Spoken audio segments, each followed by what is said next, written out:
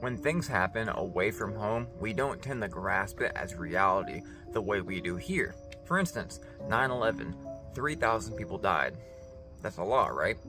Well, so far, 400,000 Ukrainian soldiers have died in the war being pushed by NATO. Now, I'm about to show you a clip, but before that, yes, 400,000 people is an extremely large amount of fatalities. But it's going to get so much worse, you can't even comprehend it. When the first 3 horses roll in, when that 4th horse of Revelation 6 rolls in, that symbolizes 1/4 of the population dying. That's 2 billion people living on Earth right now will cease to be alive anymore. Now, I'll go ahead and apologize beforehand for the people who were dead asleep right now and have no clue, but this is not some event that's going to take place in the far future. This is something that's here right now, and we are watching it unfold in front of our face. Pretty much everything that NBC News and the New York Times have told you about the war in Ukraine is a lie. The Russian army is incompetent, they claim. Ukraine is a democracy. Vladimir Putin is Hitler and he's trying to take over the world. Thankfully, the Ukrainians are winning. None of that is true. Every claim is false, the last one especially. The Ukrainian army is not winning. In fact, it's losing badly. Ukraine is being destroyed. Its population is being slaughtered in lopsided battles with a technologically superior enemy, or scattered by the millions to the rest of the globe as refugees. Ukraine is running out of soldiers. As that happens, the question will inevitably arise, who's going to replace them?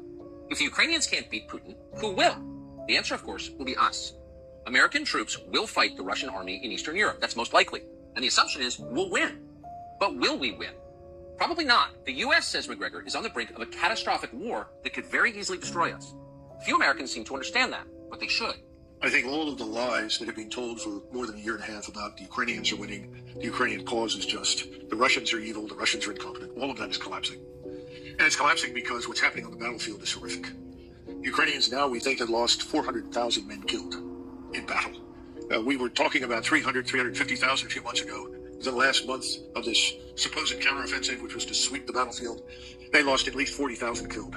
We don't even know how many people will be wounded, but we know that probably upwards of 40 to 50,000 soldiers are amputees. We know the hospitals are full. And we know that Ukrainian units at the platoon and company level, that's with anywhere from 50 to 150 to 200 men, are in piecemeal fashion surrendering to the Russians. Not because they don't want to fight, it's because they can't fight anymore for Russian prisoners in the future. So they're surrendering. And I think we're going to see this army that we've been spending so heavily on increasingly melt away. They have over 300,000 combat troops in reserve in Russia. And I think they're sitting there and not being released to fight because President Putin anticipates the possibility that we will intervene in Western Ukraine. And if we intervene in Western Ukraine, the Russians will be ready for that. And the consequences for us and for NATO will be devastating because we are not ready to fight the Russians.